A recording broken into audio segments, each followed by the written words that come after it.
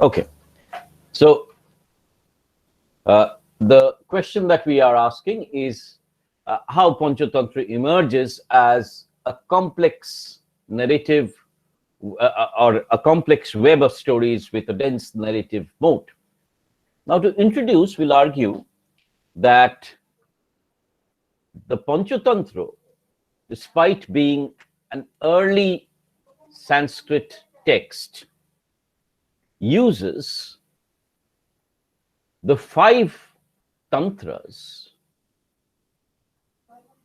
and a Chinese box structure to create a complex web of stories,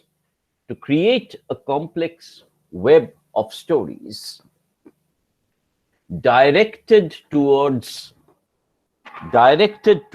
the teaching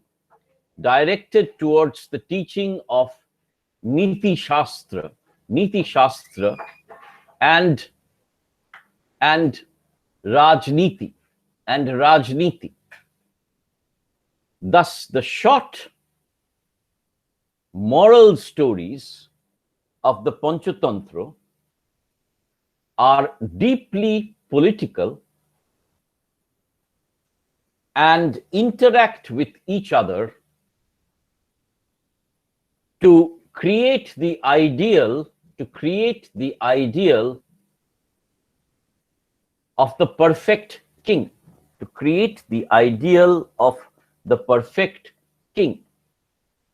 in its simultaneous use of prose and verse.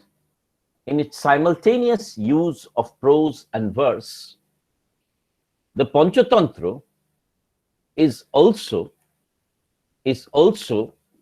the Panchatantra also combines the twin motifs, twin motifs, motifs, motifs of instruction and pleasure. The twin motifs of instruction and pleasure. We'll then move on to the body of the discussion. The Panchatantra is not merely a collection of stories taken together. It's not simply a collection of stories taken together. It has a narrative of concentric circles. Primarily told by Vishnu Sharma,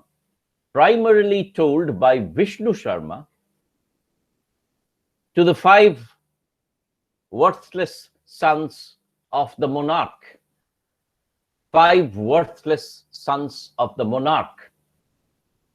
Thus, the narrative of Panchatantra is the narrative of Vishnu Sharma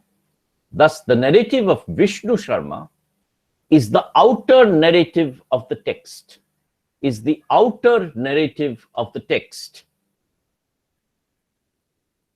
And all the tales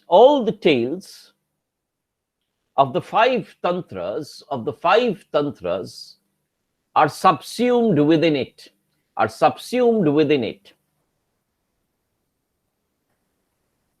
The primary aim of the Panchatantra is announced.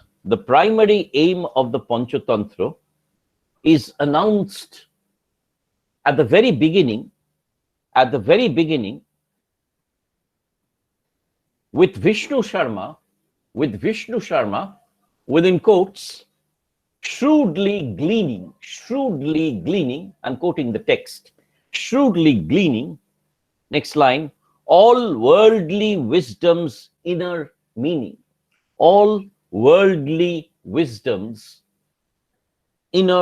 meaning. Close quotes. The narrator therefore announces that reading the Panchatantra is primarily a project in instruction of monarchs and the common people in Niti Shastra for the joyful living of life, for the joyful living of life. Thus, the Panchatantra combines three major purusharthas, dharma, artha, and kama. Dharma, artha, and kama, and also moves towards the strategies to be used by the monarch in war, and peace,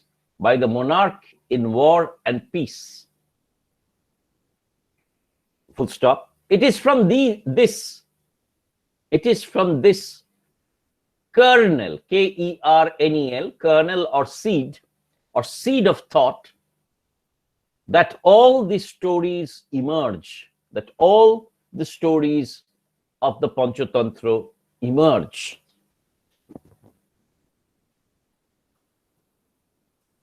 If we move on to the next point, then the stories are divided into 5 major tantras.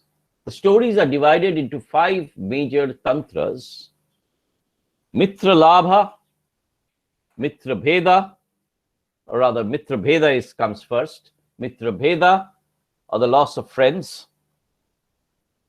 Mitra Labha, the gaining of friends.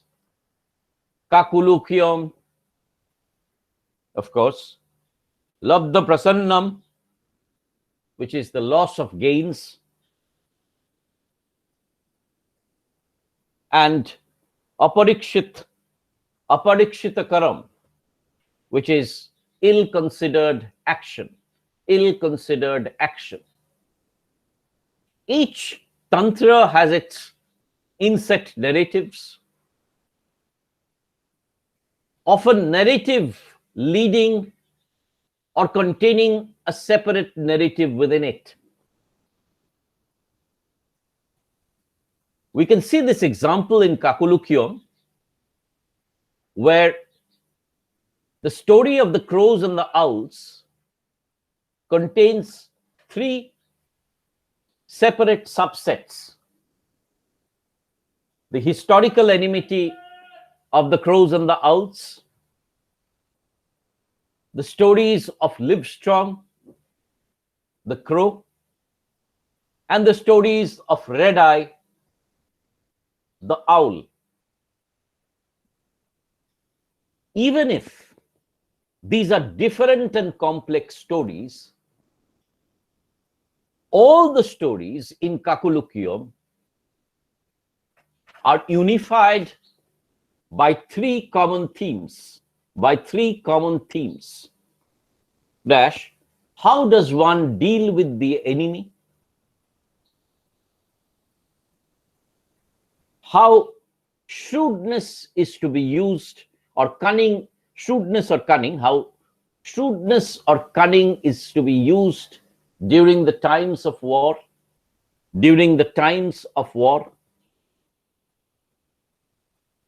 and the importance of good counsel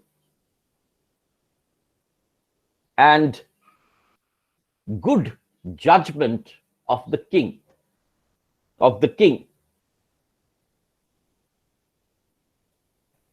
Thus, the narrative structure of the Panchatantra may be complex.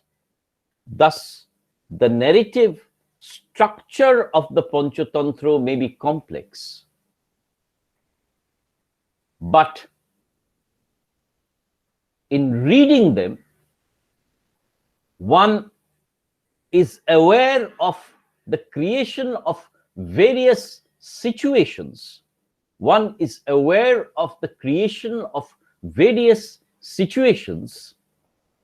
In which the king is forced to take decisions, in which the king is forced to take decisions.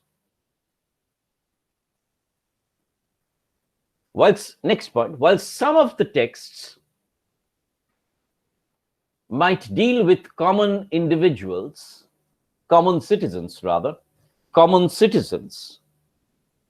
the bulk of the text, the bulk of the tales deal with Rajniti,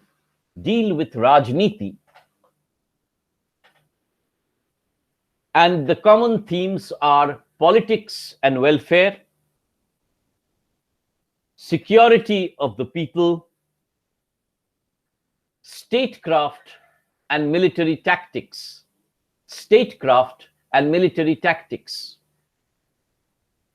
Therefore, many of these stories are violent or problematize the notion of conventional morality, conventional morality. Cloudy, the king of crows, is advised to eradicate the enemy. Live strong, the minister has no qualms, Qualms, has no qualms to betray his host, and Force Strong, who shows mercy, is in reality shown to be a fool.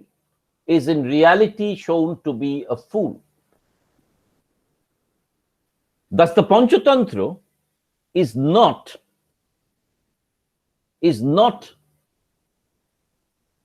a string of moral tales.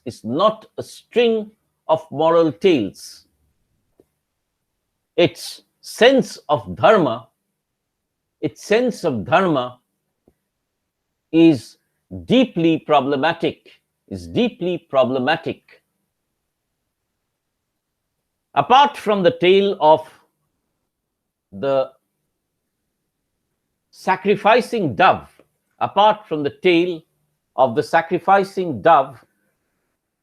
none of the stories argue for moksha or renunciation of life.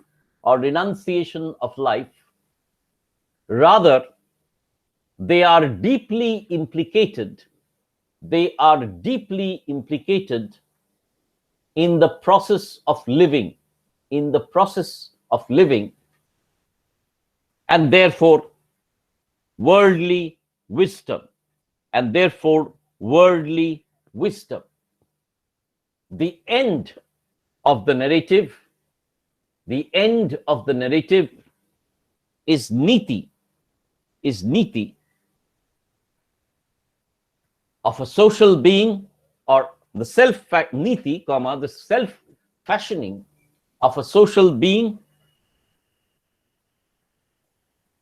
who exhibits discerning judgment,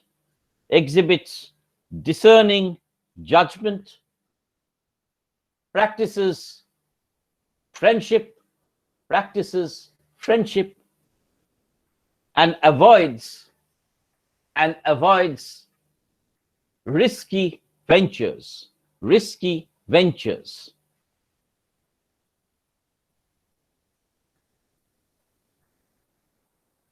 If we move on to the next point,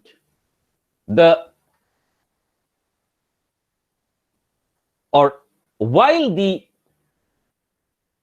moral political content of the Panchatantra is clear, its component of delight is created through the use of the beast fable.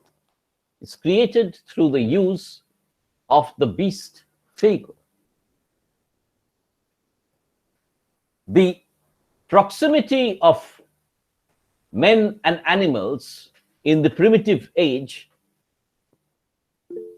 was far deeper,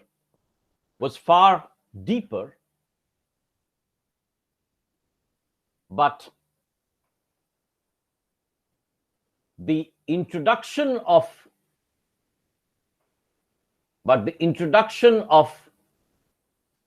the animals mimicking human action,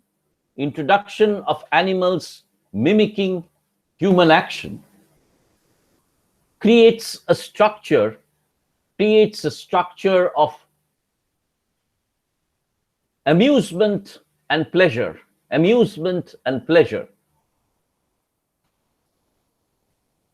The forest in Panchatantra is a veritable replica of human society, with its court, king, ministers, and actions that imitate the human. In fact, none of the animals exist in the Panchatantra for themselves. They are either stereotypes of human personality. For example, the crow being the clever, the crow and the fox being the clever human, the owl representing fierceness, the lion representing regality, and so on and so forth.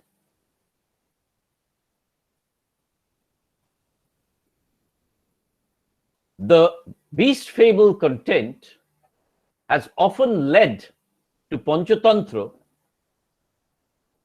as being considered as children's literature,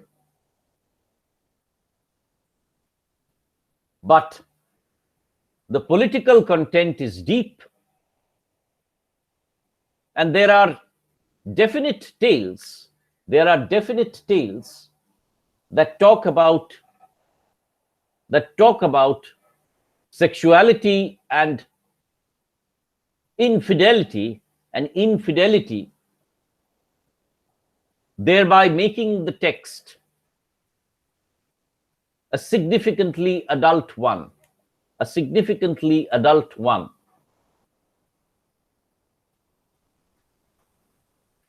We need to point out that the Panchatantra is not only about animals. There are 3 layers of texts which involve animals only, which involve animals and humans, and which involve humans only. Thus, the Panchatantra is not a simple beast fable at all. The Panchatantra is not simply a beast fable at all. If we move on to the next point, the combination of morality and pleasure,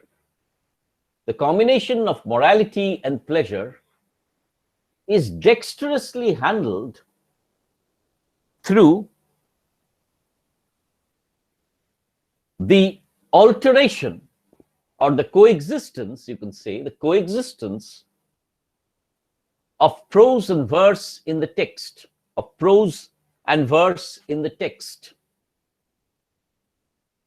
The tales are almost invariably told in prose that are punctuated by verses which deliver the moral of the story.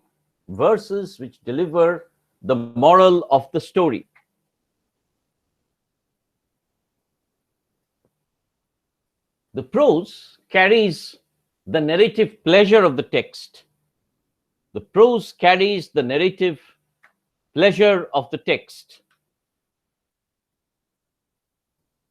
While the verse delivers the moral with exact words,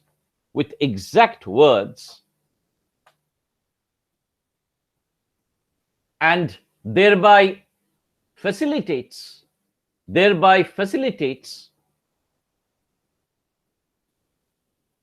the memorizing of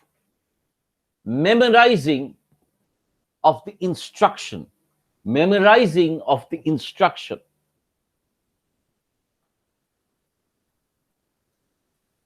This clever simultaneous usage of prose and verse,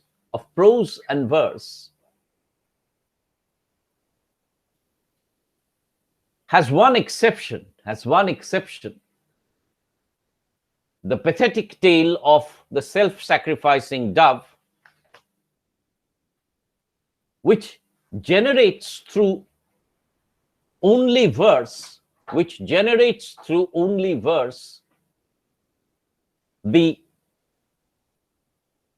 a quality of poetic pathos. Characteristically, this is the only tale that talks about moksha.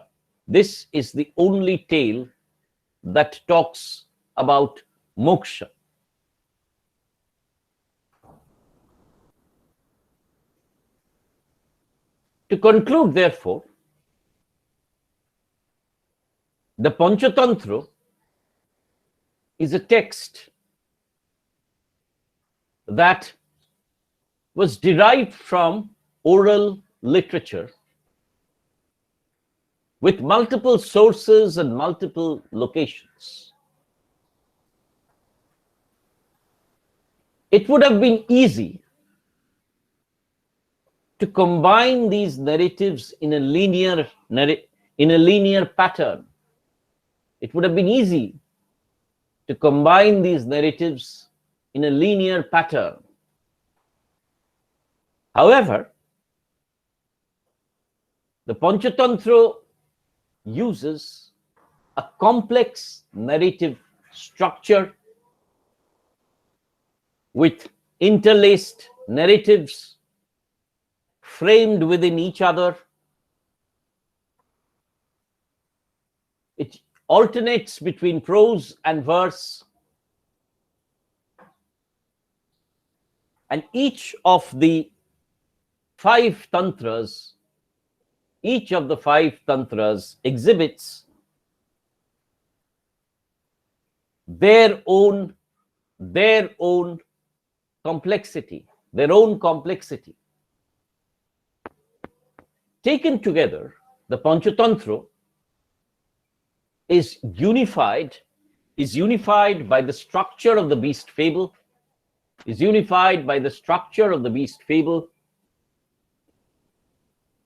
and the complex use of both niti and rajniti as part of its ultimate aim.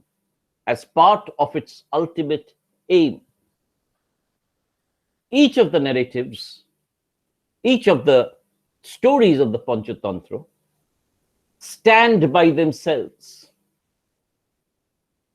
Yet, when taken together, they lead to the complete theme of the fashioning of the perfect individual and the wise king, through the purusharthas, to give us a contemporary view, complete contemporary view of worldly wisdom.